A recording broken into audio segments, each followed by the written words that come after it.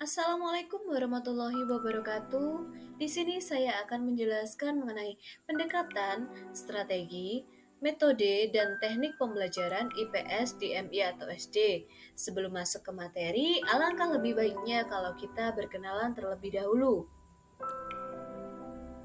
Hai semua, perkenalkan nama saya Siti Aisyah Alalin dengan NIM 12620521323 dari kelas PGMI 5D, dan saya membuat video ini bertujuan untuk memenuhi salah satu tugas mata kuliah pembelajaran IPS MI atau SD dengan dosen pengampu yaitu Ibu Maftuka MPDI.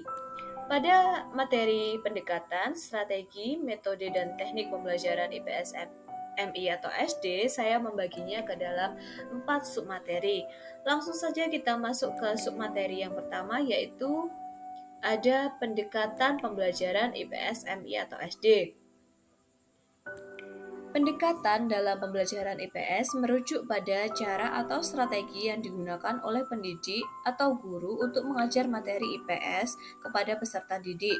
Pendekatan dalam pembelajaran IPS mencakup model pembelajaran, teknik pembelajaran, strategi pembelajaran, dan juga metode pembelajaran yang digunakan untuk membantu peserta didik memahami berbagai aspek ilmu sosial dan pengetahuan terkait materi IPS. Pada video materi sebelumnya, saya telah menjelaskan mengenai pendekatan. Lalu selanjutnya di sini saya akan mengulas sedikit mengenai macam-macam pendekatan IPS, MI atau SD. Seperti video sebelumnya ada 15 pendekatan masih sama, yaitu ada pendekatan kontekstual, pendekatan interdisipliner dan multidisipliner, pendekatan berbasis masalah, pendekatan pembelajaran aktif, pendekatan kritis, pendekatan inklusif, pendekatan kooperatif, pendekatan STAT, pendekatan tematik, pendekatan NHT, pendekatan interaktif, pendekatan konstruktivisme, pendekatan tradisional, pendekatan berbasis teknologi, dan juga pendekatan terpadu. Karena di video sebelumnya saya sudah menjelaskan mengenai pendekatan dan juga penjelasannya secara rinci, selanjutnya masuk saja ke subbab materi yang kedua, yaitu ada strategi pembelajaran IPS di MI atau SD. Strategi sendiri dalam konteks ilmu pengetahuan sosial merujuk pada rencana yang lebih luas untuk mencapai tujuan pembelajaran IPS. Strategi-strategi ini melibatkan pengaturan umum dari cara guru mengorganisir materi, pengajaran, dan evaluasi dalam pembelajaran IPS.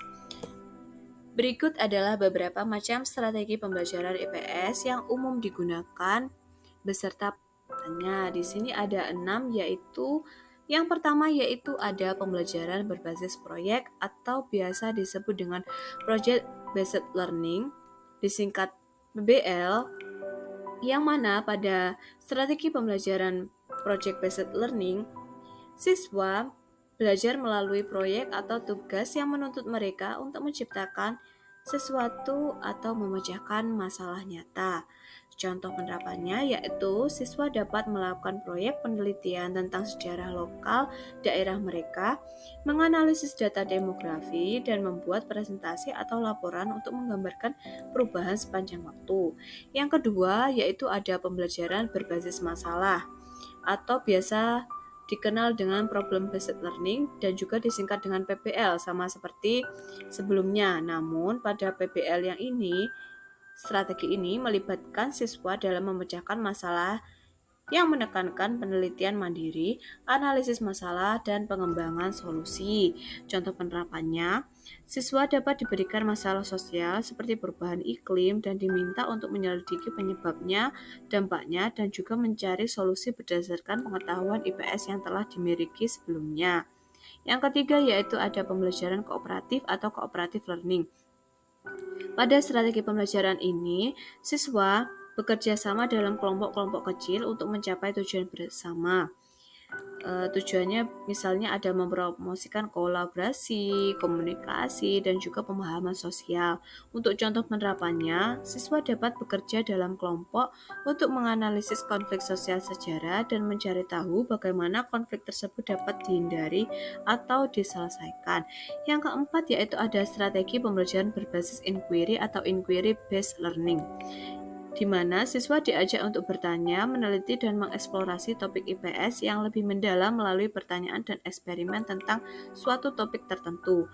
Contoh penerapannya, guru memberikan siswa pertanyaan terbuka tentang perubahan budaya di suatu daerah dan mengarahkan mereka untuk melakukan penelitian secara independen.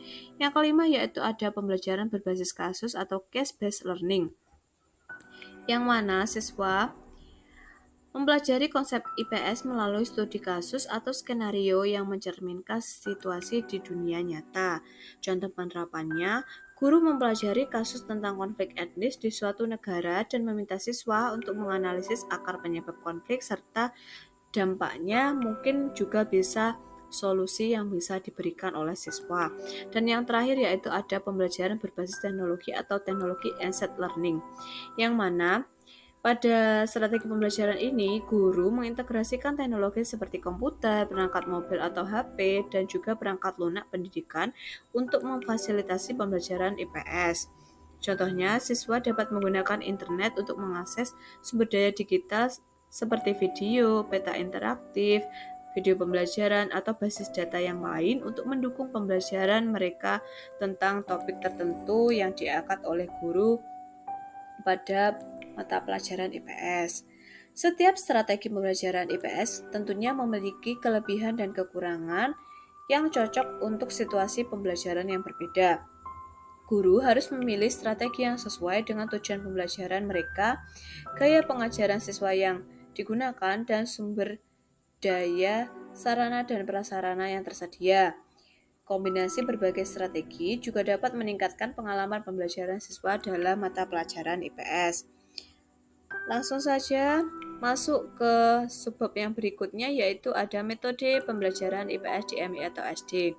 Metode pembelajaran IPS adalah cara yang digunakan untuk mengimplementasikan rencana yang sudah disusun dalam bentuk kegiatan nyata dan praktis untuk mencapai tujuan pembelajaran mata pelajaran IPS di MI atau SD.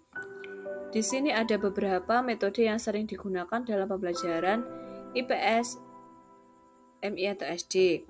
Yang pertama yaitu ada metode ceramah yang biasa digunakan oleh guru-guru, yaitu metode ceramah adalah pendekatan pengajaran di mana guru secara verbal menyampaikan pengetahuan kepada siswa.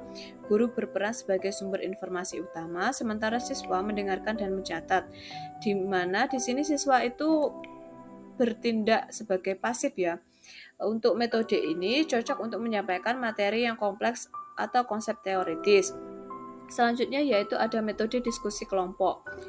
Pada metode ini, siswa dikelompokkan dan diminta untuk berdiskusi tentang topik tertentu, misalnya topik budaya, yang memungkinkan mereka untuk berbagi sudut pandang dan pemahaman mereka tentang topik budaya tersebut. Yang ketiga yaitu ada metode studi kasus. Pada metode studi kasus ini, siswa mempelajari situasi atau kasus nyata untuk menganalisis masalah sosial, dampaknya, dan alternatif solusi. Selanjutnya ada metode pemecahan masalah. Pada metode ini, siswa diberi masalah sosial yang harus mereka pecahkan dengan menerapkan konsep-konsep ilmu pengetahuan IPS yang telah dipelajari sebelumnya. Selanjutnya ada metode penggunaan teknologi, yang mana pada metode pembelajaran ini, siswa dan guru memanfaatkan teknologi seperti komputer, internet, dan perangkat lunak pendidikan untuk mendukung pembelajaran IPS selama pembelajaran itu berlangsung. Selanjutnya yaitu ada metode kooperatif. Pada metode pembelajaran kooperatif melibatkan siswa bekerja secara tim dalam menyelesaikan tugas atau proyek bersama. Para siswa saling mendukung, berbagi pengetahuan, dan berkolaborasi untuk mencapai tujuan yang telah ditetapkan. Metode ini mendorong kerja tim, keterampilan sosial, dan saling ketergantungan antar siswa. Selanjutnya yaitu ada metode kontekstual. Metode pembelajaran ini mengaitkan materi pembelajaran dengan konteks dan kehidupan sehari-hari siswa. Hal ini dapat membantu siswa memahami relevansi informasi yang dipelajari dengan kehidupan mereka sehari-hari. Selanjutnya ada metode bermain peran. Pada metode ini, guru menggunakan simulasi atau permainan peran untuk menggambarkan situasi sejarah atau sosial tertentu. Hal ini dapat membantu siswa lebih memahami konteks dan faktor-faktor yang mempengaruhi kejadian-kejadian tersebut. Selanjutnya ada metode pembelajaran diferensiasi. Di sini guru mengakomodasi berbagai macam penggunaan gaya belajar dan juga menyediakan pendekatan pembelajaran yang sesuai dengan kebutuhan peserta didik.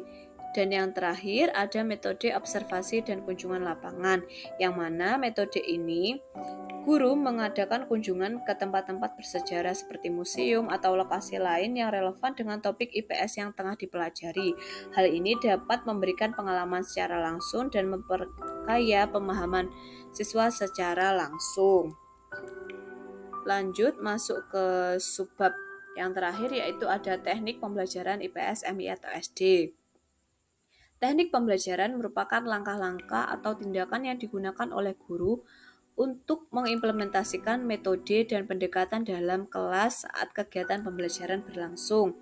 Secara umum, untuk teknik pembelajaran IPS itu meliputi 4 teknik, yaitu yang pertama yaitu ada pertanyaan terbuka, yang kedua yaitu pemberian tugas, yang ketiga penyajian materi dengan multisumber, dan yang keempat yaitu evaluasi kinerja. Mengenai pertanyaan terbuka, guru di sini mengajukan pertanyaan terbuka yang memungkinkan siswa untuk berpikir kritis dan berbicara tentang berbagai sudut pandang dalam topik tertentu. Selanjutnya yaitu pemberian tugas. Untuk pemberian tugas di sini guru memberikan tugas yang mendorong siswa untuk mencari informasi tambahan atau melakukan penelitian tentang topik tertentu. Berikutnya ada penyajian materi dengan multisumber. Di sini guru dan siswa menggunakan berbagai sumber seperti buku teks, artikel, video, atau wawancara ahli untuk memberikan wawasan yang lebih komprehensif tentang materi yang sedang dibahas. Selanjutnya, yang terakhir yaitu adalah evaluasi kinerja. Setelah melalui 3 tahapan tadi, guru perlu mengukur pemahaman siswa melalui berbagai bentuk evaluasi, seperti proyek, presentasi, atau portofolio yang disajikan di depan kelas untuk presentasinya, dan portofolionya bisa dikoreksi secara langsung oleh guru, kemudian melakukan penyimpulan. Itu saja materi yang bisa saya sampaikan mengenai materi yang diangkat pada kali ini, yaitu pendekatan, strategi, metode, dan teknik pembelajaran IPS di MI atau SD. Sekian, wabillahi taufik wal hidayah. Wassalamualaikum warahmatullahi wabarakatuh. Terima kasih. Jangan lupa like dan subscribe.